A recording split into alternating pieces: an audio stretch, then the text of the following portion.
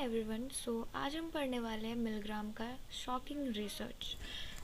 क्या था मिलग्राम का शॉकिंग रिसर्च? तो इसके बारे में हम पूरा जानने वाले हैं। उन्होंने इस पूरे रिसर्च में क्या फाइंड किया और किस पे हुआ था। सो आप नोट्स के थ्रू यहाँ पे समझ सकते हो। मैंने प्रॉपर नोट्स बनाए हैं, साथ में डायग्राम भी बनाया कि आपको समझ आए। ठीक है, तो बोला गया कि जो मिलग्राम का ये जो शॉकिंग रिसर्च था, ये किया किसने? तो स्टैनली मिलग्राम। ठीक है, पूरा नाम था इनका, जो कि एक साइकोलॉजिस्ट थे, येल यूनिवर्सिटी के, जानी मानी यूनिवर्सिटी, आपने सुना भी होगा नाम। येल यूनिवर्सिटी के ये साइकोलॉजिस्ट थे जिन्होंने रिसर्च किया था, शॉकिंग रिसर्च। ठीक है, और इसको one of the notorious experiment भी बोला जाता है हिस्ट्री ऑफ साइकोलॉजी में, क्योंकि ये बहुत ही ज़्यादा ना ऐसे थोड़ा वायलेंस से रिलेटेड वाला मतलब एक्सपेरिमेंट था। तो हुआ क्या इसमें कि मिलग्राम जी ने क्या किया, बहुत सारे पार्टिसिपेंट्स को बुलाया। ठीक है, Milgram recruited participants through newspaper ads. They were told the study was about the effect of punishment on learning. They believed that they were randomly assigned as a teacher or learner. ठीक है, तो मतलब उन्होंने बहुत सारे लोगों को लाया और उनको ऐसा क्या किया कि उनको ऐसा लग रहा था, जिन लोगों को उन्होंने लाया था, कि वो ना रैंडमली असाइंड हुए हैं एज अ टीचर या तो एक लर्नर के लिए, जिनको ये एक्सपेरिमेंट के लिए इन्होंने बुलाया था। ठीक है, जो लर्नर्स थे वो कौन थे? The learner was a confederate. ठीक है, who already knew the setup. The learner did a memory test with the word pair. The teacher was seated in front of shock generator with different voltage levels.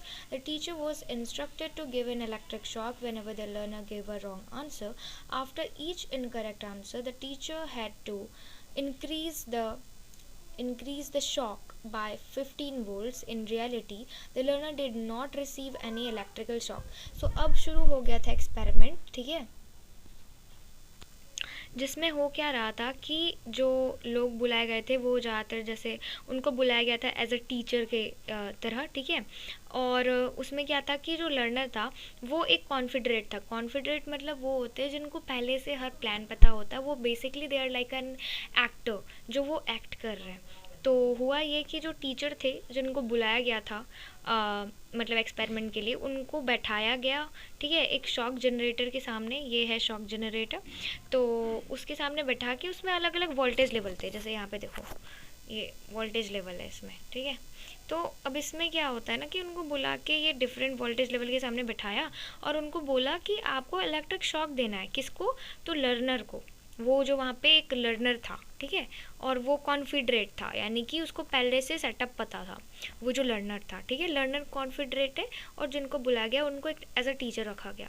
तो teacher को instruct किया गया कि भाई उनको एक इलेक्ट्रिक शॉक देना है when ever the learner give a wrong answer. ठीक है, जब भी वो रॉन्ग आंसर देगा तो हर एक रॉन्ग आंसर पे उनको क्या करना है? इंक्रीज करना है शॉक। कितना? तो 15 volts. ठीक है, in reality the learner did not receive any electric shock. The learner was a confederate who followed a pre-planned script. ठीक है, the learner acted as if he was in pain by banging on wall, expressing discomfort, asking to stop experiment, screaming and finally becoming silent as though unconscious.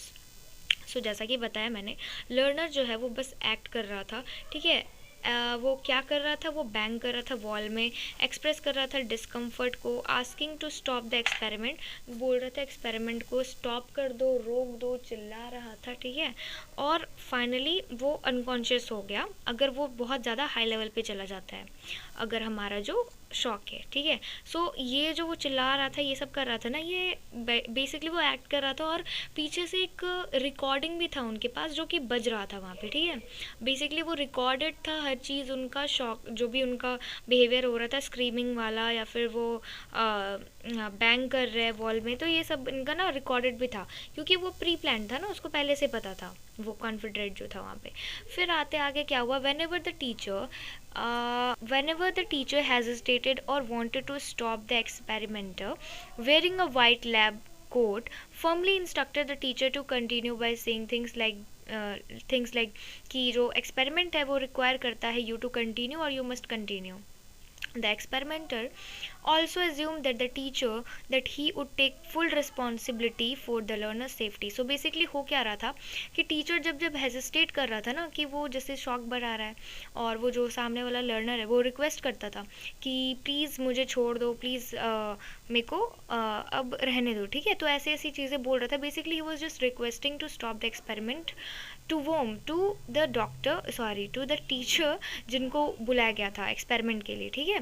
तो अब क्या होता था, ये बोलते थे, ये रोकने की कोशिश करते थे, हेजिस्टेट करते थे टीचर. तो ये जो एक्सपेरिमेंट कर रहे थे, एक्सपेरिमेंटर जिनको बोला जा रहा है, जो करवा रहे ये, जिन्होंने, हाँ, तो क्या हो रहा था कि वो जो एक्सपेरिमेंटर है वो उनको बोल रहे थे कि आपको कंटिन्यू करना है, you have to continue, you must continue, ठीक है. और वो एक्सपेरिमेंटर जो है वो एश्योरेंस देते थे कि हाँ मैं इस चीज़ की रिस्पॉन्सिबिलिटी लूँगा, जो भी लर्नर का सेफ्टी होगा मैं उसकी रिस्पॉन्सिबिलिटी मेरे पे है, ठीक है. तो मिलग्राम ने चेक किया कि लोग, हाँ, तो इतना काम हुआ, ठीक है. और फिर उसके वजह से क्या हुआ कि रिजल्ट यहाँ दिया हुआ है कि Milgram asked people's prediction before running the experiment. इस एक्सपेरिमेंट को रन करने से पहले मिलग्राम जी ने चेक किया था लोगों का प्रेडिक्शन, ठीक है.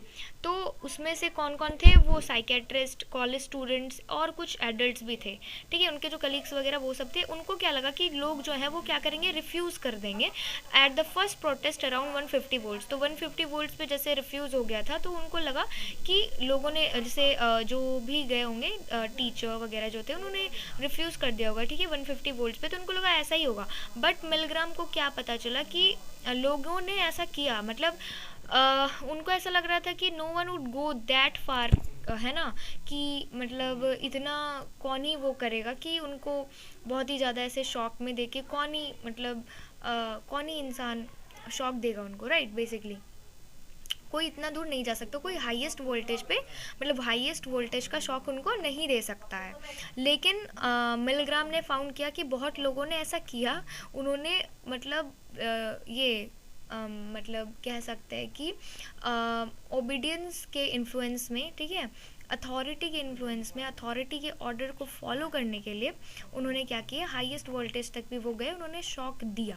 सो यही बताया गया था इस पूरे एक्सपेरिमेंट में कि मिलग्राम का ये जो शॉकिंग रिसर्च है ये कहीं ना कहीं इसको नोटोरियस माना जाता है, क्योंकि ये थोड़ा वायलेंस है. इसको बहुत लोग एक्सेप्ट नहीं करते हैं इस एक्सपेरिमेंट को, क्योंकि वही बात है ना कि लोग सोच रहे हैं कि जो इनोसेंट लोग हैं उनको ऐसे मतलब थोड़ा बायस भी माना जाता है इस चीज़ को कि मिलग्राम ऐसे ऐसे लोगों को सिर्फ लेकर आए जो कि थोड़े ऑर्डिनरी थी, या तो जो थोड़े मतलब जो कंप्लाइंस जो कंप्लाई कर लेते हैं, जो अग्री कर देते हैं, है ना, तो ऐसा भी बोला जाता है. बट ओवरऑल ये पूरे हमारे उस रियलिटी को दिखाता है कि कैसे हम किसी के अथॉरिटी फिगर के होने के वजह से हम उनकी बातों को फॉलो कर लेते हैं.